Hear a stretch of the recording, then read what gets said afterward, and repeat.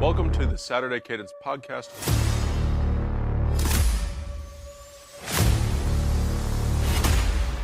I'm Blake Biscardi, and remember, the Saturday Cadence podcast is the heartbeat of college football. You know, we sit here with grateful hearts for many reasons, but especially in terms of college football. This sport, it continues to deliver week in and week out. October 12th last week, we said was going to be the greatest weekend of the season. Then this week followed up again. Classic games all over the slate. We're going to start, though, with Georgia and Texas. Welcome into Saturday Cadence. That was the lead-in. Now I've got Grant Kincaid ready. We're going to recap this week for you. Big weekend. The only thing missing from this season so far was Texas looking vulnerable, and that's exactly what happened on Saturday night. Grant, every team has had moments of weakness. There's not this superhuman, clear-cut, head and shoulders above number one team in the country this year, which with a 12-team playoff is a good thing. Is it going to be 2007 vibes? We saw Georgia walk into Austin, and Texas couldn't do a thing. We saw Arch Manning come onto the field. Lots of things to discuss from this game. Main takeaway from Georgia, Texas, Georgia winning this game 30-15. It was clear Kirby Smart injected that underdog role and that they're doubting us mantra into his team. That was an angry Georgia team, and I thought that was their best performance of the season. Yeah, it really was. Tex, I don't know what it was. If Ewers, he looked great last week. He looked like he was going to come into this matchup and, do what we thought, at least you and I, and beat Georgia at home. But he just didn't seem remotely right at all. Obviously that first half. And then you see Arch come in. Arch using his legs a couple times actually made that game interesting there for a little while. But man, Georgia they just dominated. They confused Ewers so much and made Texas make some desperate decisions. Yeah, Grant, you said the word confused. That's the exact word that I thought too. You saw the defensive game plan from Kirby Smart, and that defense was masterful. There was an odd look that they had on fourth down where they ended up bringing six, and Texas couldn't block them. And that was on that final play where Ewers just had to dump it off. You look at this box score, both defenses played well. Georgia just capitalized on their opportunities more. They had a couple of short fields that they took advantage of. They only had 285 yards of offense, the Bulldogs. I mean, it wasn't anything spectacular. Carson Beck wasn't otherworldly. He didn't do anything special. He just played football. He had 3 turnovers himself through 3 interceptions. It was not a clean game by any sorts from the quarterbacks. And I think it's a testament, not so much that Carson Beck and Quinn Ewers are bad quarterbacks or Arch Manning's not a good quarterback. I just do think that both of these defenses were legit. But again, the quarterbacks did not help themselves out with decision-making. Texas, though, this is the stat that stands out to me. There's 3 of them. 2 of 15 on third down, 1 of 5 on fourth down. Texas had multiple opportunities to win that game in the second half to come back from that 20-0 deficit, and they could never fully do it. And it seems like, all right, third down, well, they've got this fourth down that they can't convert. Nope, they don't get that either. But Texas only ran the ball for 29 yards. And I know, Grant, you and I talked about Texas establishing that run game, not so much where they would run for 150 or 200 yards, but they would be able to consistently run the football. But when you find yourself down a hole by 3 scores, you really have to abandon it. So Texas never able to get that going. And like you said, Quinn Ewers was shaky. He was confused to the point where Arch Manning had to come in. And you're looking at this game, and Quinn Ewers was not able to get it done on his shoulders. And so you tip your cap to Kirby Smart and Georgia because that was their best performance of the season defensively. Offensively, I honestly think it was average from both offenses, but defensively, just a masterclass by Kirby Smart. All right, Grant, next game I want to talk about Alabama, Tennessee. This is one of those matchups that we said, you know what, this could be the game of the week. It pretty much was the game of the week because Georgia was in full control of that game in Austin. Texas was never there. I mean, we saw that questionable pass interference call that overturned the interception, and then we saw the beer cans and everything else get thrown onto the field. The call gets reversed. The interception stands, and then all hell broke loose pretty much in Austin. Set a really bad press. I know Kirby Smart had words to say after the game about that. That's where you thought, okay, maybe here comes Texas. But nope, Georgia's defense went right back to work. But Alabama, Tennessee, though, this is a troublesome game for the Tide. I thought Jalen Milroe played one of his worst games at Alabama in this matchup. I didn't think he was all that impressive at all. I thought Tennessee defensively was really good.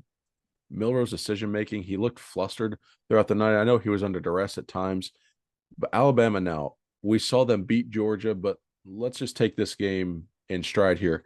They're up 28-0. Since the half of the Georgia game, Alabama has not looked that good. And we saw, are they going to get tripped up here? They lose to Vanderbilt, then they're really shaky against South Carolina. Now, what's going to happen against Tennessee? They're going on the road. It was more the same of that shakiness from Alabama. So now Kalen DeBoer's team falls to 5-2 and maybe a loss away from not making the playoff. The AP poll comes out, the Tide find themselves at 15. So Tennessee gets this road win. It surges them up into the top of the SEC standings now in contention to get to Atlanta. Do you take more away from this Tennessee win, or is the storyline of this game Alabama losing, Grant? I think Alabama losing, especially for the second time here recently, is a big story. And for it to be both times to Tennessee is also pretty interesting. It seems like Tennessee is starting to gain some momentum in the SEC just in general. And obviously this not to discredit their win because, like you said, it puts them in square contention to be in the SEC championship, which makes you a very high seed, obviously, in the playoff. But Alabama losing at this point of the season, having two losses, is just something we. I mean, they are. You said the same thing. They're risking not making the playoff already, and it just is not something you're used to seeing. It's not. And you look at Alabama's schedule, Grant. We've got Missouri in Tuscaloosa next week. Then you have the bye week that they always have before they play LSU in Baton Rouge. Now, LSU, I thought LSU would get tripped up, and we'll get to this game in a minute. I thought they would get tripped up in Fayetteville against Arkansas. They handled business. So that means LSU is squarely in playoff contention. So that's a really tough test now on the road. Going to Baton Rouge is never easy. Death Valley at night or even in mid afternoon, it's not a place you ever want to play. Alabama, now that's in a must win game for the Tide. Mercer doesn't count. Oklahoma, they can't find an offense if it hit them square in the face. And then they got Auburn in the Iron Bowl. Anything can happen in that one. So you're really looking at this Alabama schedule. If they don't beat LSU, what's that marquee win? You have Georgia, but outside of that Georgia game, what has happened since that game? I'm not trying to diminish the Georgia win. I'm not trying to say it didn't happen. I'm not trying to write that off. But since halftime of that game, we saw one good half from Alabama there. They survived against Georgia. They won the game. They played well. They did enough to close out the game. They had to come back. What has Alabama done since then that says if they lose to LSU that they should be in the playoff because they played one good half of football against Georgia? It feels like since that half, it's regression toward the mean where this is a good football team, but it may not be great, and it's certainly not elite. Now, that's not to say they don't have all the pieces and they can't get there, and I'm not trying to come for Kalen DeBoer's neck or Jalen Miller or anything like that. This Alabama team doesn't look like the Alabama we're used to, and I know Nick Saban's not there, but Grant, they don't beat LSU. How does this team get to the playoff? I just don't see that path. No, I really don't think so either. And you said they were ranked 15th. Obviously, to already be in that position, and we'll figure out the committee's opinion soon. They could have Alabama higher than 15th. But if Alabama sustains another loss, I don't know if they've lost to essentially every single uh, quality opponent they played except for Georgia, where they blew the game and had to, you know, rely on Ryan Williams making one of the most spectacular plays we've seen in a long time. So I think if they lose to LSU, I don't know how the committee can look at them and think they're a playoff team either. Right. And that's the dichotomy with having the playoff committee, a 12-team playoff now, that win over Georgia, which does carry a lot of weight. I don't want to diminish that win.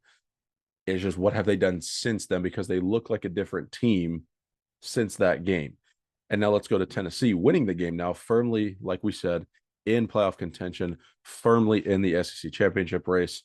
They've got Kentucky at home in 2 weeks, Mississippi State. Then, Grant, November 16th, Tennessee goes to Athens to play Georgia in what could be a top 5 showdown, but most likely going to be a top 10 game. That could be for a spot to Atlanta. A lot riding on that game now, especially since Georgia was able to go into Austin and win that game over Texas. So now you're sitting at the top of the SEC standings here. You're looking at Texas with a loss. You're looking at LSU still sitting undefeated. Texas A&M undefeated. Georgia has a loss. Missouri has a conference loss. Vanderbilt only has one conference loss, still playing Texas next week. The SEC race is wide open. And I think Tennessee's schedule outside of Georgia is manageable enough where they could be the team that gets to Atlanta. So I think Tennessee, Georgia, that game on the 16th is going to be for a trip to the SEC title game. How do you see this SEC race playing out right now? Like I just mentioned, you're seeing Texas A&M and LSU. They're sitting at the top. They play next week. How do you see this SEC race starting to take form and playing out as we get into here late October and November?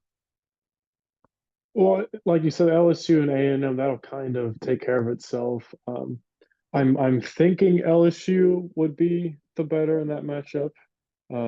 But down the road, obviously you have Tennessee with that win against Alabama kind of puts them in square position to be in the driver's seat here soon. You do have A&M has 4-0 already, but you have teams that are all going to be playing each other here in this last month, and it's going to be absolute chaos because the teams that don't have any losses in conference right now, like the A&M, like the LSU, and everyone else we mentioned, is it's going to be absolute chaos at the end. And the SEC hasn't really had that. It has like Alabama or Georgia, and then another team that maybe makes turn some heads and towards the end of the season makes a run, but there hasn't been anything like this in a while in the SEC.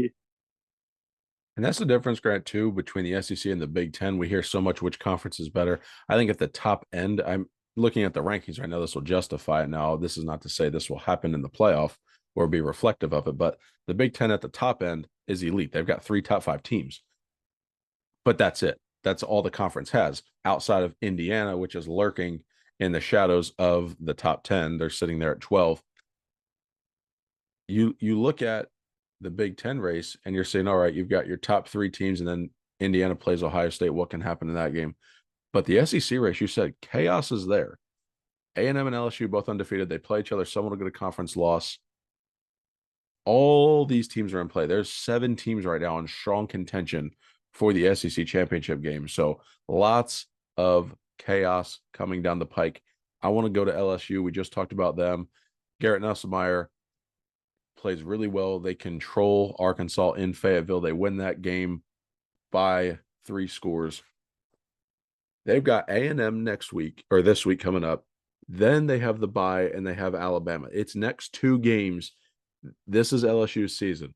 They want to go to the playoff. They have to win these games. Do you think the Tigers have the ability to get a mulligan here? They've got the 1 loss already in week 1 to USC.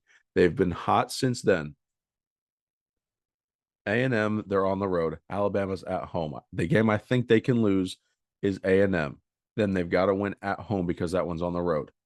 After that, they've got Florida, Vanderbilt, and Oklahoma. So a manageable finish to the season. But these next 2 weeks, if LSU wants to win the SEC or they want to win or they want to clinch a playoff spot, I think they've got to win those games. Or do you think they have the ability to lose one?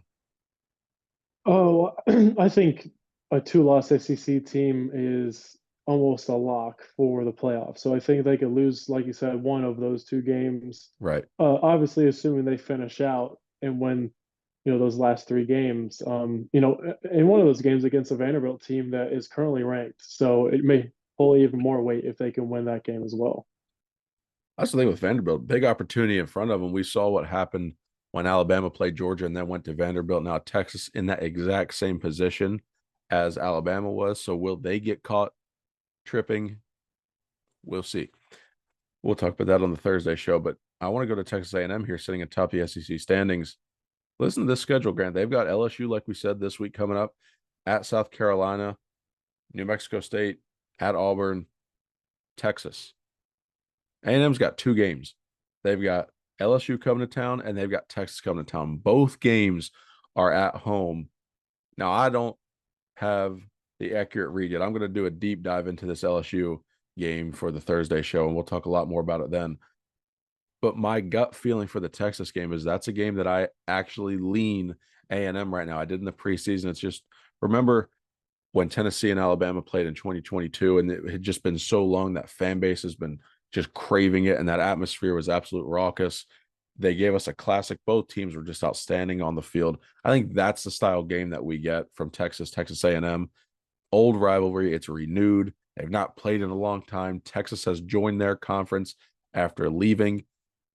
I just think the build-up of that game is going to be bananas, and it's going to finish the season with an absolute classic in College Station. I'm sure that will be a nightcap too. But I think A&M's in a really good spot to make the playoff right now. I started talking about it the last 2 weeks. I really like this team going to the playoff. You know, they lurked, they weren't ranked, and they're sitting there at the bottom of the AP poll. Now they're starting to climb the ladder pretty quickly now, finding themselves at 14. Do you think that they have a chance now? I'm talking about them as a playoff team. Do you think Texas A&M can actually win the SEC right now? Uh, I do, especially depending on who they draw, who the other team is they end up playing in the championship game. Because really, this LSU and A&M game, like we've kind of previewed here, it's a de facto whoever wins that game has a very realistic chance of finishing out and making the playoff. So if A&M can win this game against LSU, they have maybe a hairy game against South Carolina at night. You never know what's going to happen there. Um, but New Mexico State, Auburn, and then like you said, that game against Texas at the end of the year. But they could even drop that at the end of the year and be, depending on how things are, be okay. And certainly be a playoff team. So I think A&M is in a great position, especially if they can win this game. I'm right there with you. And another team that's in really good position right now, Grant, I'm going to transition conferences here to the Big Ten. Indiana, Nebraska, 2 teams that had polar opposite expectations coming into this season. Everyone thought Nebraska could enter Columbus undefeated. Well, it looks like Indiana is going to be the team to do that. These 2 teams faced off. The spread was 6.5 in this game, and I was not confident, but I was leaning Nebraska. I said, you know what? This is going to be that game where Matt Rule, Dylan Raiola, everybody breaks through. That couldn't have been further from the case. Indiana absolutely dominated the Huskers, 56-7, moving to 7-0. Grant, talk to us about what's been going on in Bloomington, Coach Sig and the boys. This team is for real. The offense is legitimate. The defense has been good enough too. This team has got Washington, Michigan State, Michigan, Ohio State, and Purdue left on its schedule. Are we going to be talking about an 11-1 Indiana team making the playoff? Is that what's going to happen as we get into late November? I mean, absolutely nothing is telling me otherwise. Signetti said it. You can Google him. This is just what he does. But you look at that schedule against just bottom feeder Big Ten teams, and obviously Ohio State is wedged in there, and you know, Michigan, who knows, but Michigan's look, pretty average at best. So 11-1 Indiana seems like the favorable, more likely thing to happen at this point. And of course, I would assume you would have Indiana and Ohio State in a Big Ten championship for de facto playoff spot. Yeah, no, I think that's certainly plausible. Oregon sitting there undefeated, Ohio State still having to go through Happy Valley. So Indiana in a good position in the Big Ten race right now. And then again, they get the big fish. They have Ohio State on its schedule and a chance to win that football game for a chance for Indy. But you mentioned some bottom feeder Big Ten teams, and we won't get into that. But one team that's trending there is Michigan. And listen, I have a lot of respect for what they've built. Now, I don't want to get into the whole Connor Stallions, science stealing, whatever. Michigan as a program, they've fallen to 4-3. They can't throw the football, Grant. They cannot throw. It does not matter what quarterback is under center. They cannot throw the football. They dropped uh, the game to Illinois by 2 touchdowns. It's 21-7, 4-3 now on the season. What's the outlook for Michigan moving forward? They've got the rivalry game against Michigan State this Saturday night. Then they've got Oregon coming to town. Then they've got Indiana in Bloomington, Northwestern coming home, and then they got to make that trip 200 miles south to Columbus on November 30th. Grant, I'm not trying to sound alarms here, but if you're a Michigan fan, what's your thought process right now, seeing what's going on with this team? Because that defense is legit. It is, but like you said, the quarterback position specifically has handcuffed this team so terribly. And there is literally no other option. They have settled on Tuttle, and they're going to ride or die with him. So unless he just has a growth spurt like we've never seen before, if I'm a Michigan fan, I'm hoping that I am, bowl eligible by the end of the season at this point, with the rest of the schedule. Um, I think this game against Michigan State will be huge, and I know Michigan State has been kind of like okay, but so has Michigan. And if Michigan can't take care of business and beat a team that they should in a rivalry game environment, you never know. But they got to take care of business, and then they can kind of sit there and think, okay, can we win one of these games? Particularly against Indiana, and put ourselves in a better position. But it's not looking great.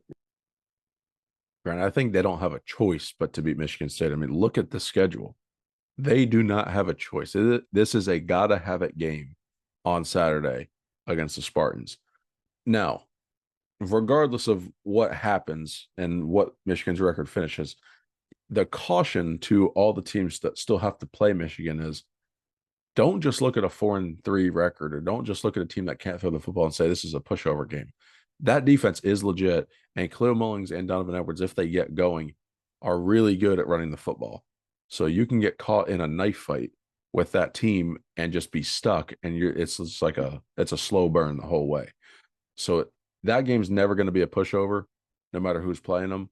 But again, if they can't find a way to throw the football at least halfway competently, I just don't see it. I've been surprised by what's going on there. They don't have an answer. It's Alex Orji, it's Davis Warren, it's Jack Tuttle, it's where's Jaden Davis? He's supposed to be good enough. Well, he wants the red shirt. Something's got to give. Someone's got to be able to throw the football. You just won the national championship last year. How do you not have a quarterback that could throw the football? I mean, they don't have a quarterback that can throw for 100 yards consistently in a game. How is that possible as the reigning national champions? I just don't get it. But we'll move on. Miami playing Louisville on the road. This is a game where Louisville has played its fifth game in a row here. Miami coming in after getting bailed out by the refs, debatably a couple weeks in a row, just surviving and advancing, not really impressing anyone. They're just finding ways to win games, which again, you win games, good things happen. Miami does more of the same in this matchup. They win the game by 7, 52-45. Cam Ward, another big day, 319 yards, 4 touchdowns. He's in the thick of the Heisman conversation. Grant, is this Miami team sitting at 7-0, still not cracked the top 5 until this week? Is this Miami team legit? Do you see them as a team that can contend for a national championship? Or do you see this Miami team as just, you know what, they're in a weak conference, they're just finding ways to win games, and there's nothing that is jumping off the page? They're just going to win the ACC or be 11-1 at the end of the season, losing to Clemson, and then get into the playoff and just be a game for somebody? Or is there actually merit to this Miami team that's sitting at 7-0 right now? They're giving me big time Florida State vibes from last year. I'd say, they're a team that is, like you said, they're finding ways to win games in a conference that is kind of a crapshoot right now. They're giving up a lot of points. They can't really depend on their defense to keep them in games anymore. They have to really lean on that offense of Cam Ward and obviously Restrepo and everyone else has been balling out, but it's not. I don't know if it's a sustainable model right now. They're really good. They're a really talented team, but contention for a national title might be a little further ahead of them right now. See, I'm with you on that. I don't think Miami is a team built to win a national championship. I think they can win the ACC, although I don't necessarily favor them to. I actually look at a team like Clemson, who everyone forgot about after that bludgeoning they took from Georgia at the beginning of the year. I think Clemson is the favorite to win the ACC right now in my book. I think that they do. I think Miami gets to the playoff. And again, Miami could be a dangerous team. Cam Ward is a dynamic quarterback. There's a ton of playmakers. But unless that defense figures something out, I cannot take Miami seriously enough to where I can say, you know what, that team, they can win a national championship. I just can't do it. But as we wind down the show, I want to look at the AP poll that came out this week. Oregon now, number one team in the country. They just had to win. They beat Purdue. We thought Purdue would cover. It was just a lackluster showing from the Boilermakers, not the typical spot that we thought it was going to be for the Ducks coming off of a big game going to West Lafayette at night on a short week. But anyway, the Ducks are number one. They've earned it. They're sitting at 7-0. Georgia vaults to number two after beating Texas. Penn State and Ohio State 3-4. Texas falling to 5. Behind them, you got Miami, Tennessee, LSU, Clemson, Iowa State. I think there are some good teams down there that are in playoff contention. I think the Big 12, I don't know what conference is more open than the Big 12. I mean, there is a ton of teams in play in the Big 12. And then BYU sitting right behind them. But Grant, outside of that, Alabama falls to 15.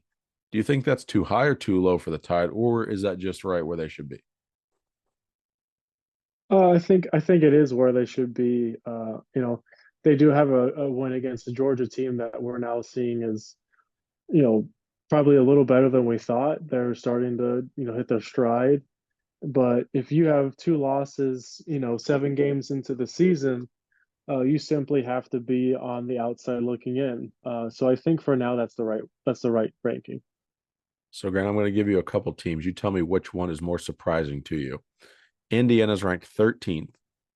Vanderbilt is ranked 25th. Army and Navy will use them as a pair, ranked 23rd and 24th. Of the teams ranked, which is the most surprising? Is it Indiana being 7-0, ranked 13th? Is it Vanderbilt sitting at 5-2, rounding out the top 25? Or is it Army and Navy combining to be 13-0, both ranked for the first time since 1960? Well, I think the latter of Army and Navy being undefeated is pretty remarkable, especially this deep into the season. And that game's going to be even more special at the end of the year. I actually think, Grant, we can get this game 2 weeks in a row. So that we could have Yeah. a conference championship game and then we could have the traditional Army Navy game. So what a treat that would be to college football, to both teams and our great country. I think that would be an incredible spectacle. I got to witness that game in person. I highly, highly recommend anyone, if you have the opportunity to go see that football game. It is an incredible display of patriotism and everything you love about football in this country. Highly recommend it. It is well worth every dollar that you spend. Please, please go see it. It is a remarkable game. But the last thing I want to say, Grant, Notre Dame is sitting at 12. I want to close the show with Notre Dame. Everyone has forgotten about Notre Dame. They lose that game to Northern Illinois. They have not been talked about nationally since. They're battling a lot of injuries. Benjamin Morrison, the best cover corner, he's out. But they're sitting at 6-1, ranked 12th in the country. Is there a way Notre Dame just backs into a playoff spot despite the injuries that they're dealing with, despite the loss to Northern Illinois? They've got to play Navy this week. Florida State now, not a competitive game. They're 1-6. Virginia might give them some trouble. Notre Dame's season is going to come down to Army or Navy. So I'll pose you this question to close the show. If you had to take a team, would you take Notre Dame to make the playoff, Navy to beat Notre Dame, or Army to beat Notre Dame, if you could only choose one? I mean, right now Navy just looks like they are rolling, and it does not matter who they play. They are just dominating, and it's I know Army's kind of done the same thing. but Navy is just overwhelming opponents week in and week out, and I don't think Notre Dame's ready, like you said, with the lack of depth they have now to for 4 quarters stay in a game like that. Yeah, see, I look at this game and I think along the same lines as you. I actually think this spread is too much. It's sitting at 13.5 right now in favor of the Irish on the road against Navy. I don't know if I listen, a lot of respect for Notre Dame's defense, what Marcus Freeman has built there. I just don't know if that defense, with the injuries that they've sustained, is going to be able to handle 60 minutes of a revamped, revitalized, and high level Navy football team. I think this is one of the best teams Navy's had in a long time. But right now, any way you want to close the show tonight, closing thoughts here. We just gave them on Notre Dame. Anything else before we turn the page to Thursday show? Just that we're getting late into the meat of conference play here, and this is something that when the year starts, you're just you're like I'm so glad that football's here, but we have all these kind of off weeks, and but then you get into late October, into November, and you get these matchups with the magnitude of like an LSU and an A&M this weekend, where a lot of these games are going to have a lot of more magnitude because they mean getting into the playoffs. So it's just going to be fun to sit down and kind of take it all in. I couldn't agree more. I always say the games you remember are played in November. And now you can really apply that to anywhere in the season because, like you said, that 12-team playoff, more games mean more. And that's going to be something that we're going to get to see this week with, like you said, LSU and Texas A&M. So we're going to have that breakdown for that matchup on the Thursday show for you guys. We thank you for listening to today's episode. Make sure to like and subscribe to the channel and leave us a review because it really helps us out. Make sure you're visiting our social media channels and you are also following them there at Saturday Cadence for more content throughout the week. Remember, the Saturday Cadence podcast is the heartbeat of college football. For Grant Kincaid, I am Blake Biscardi. We will see you on Thursday. God bless.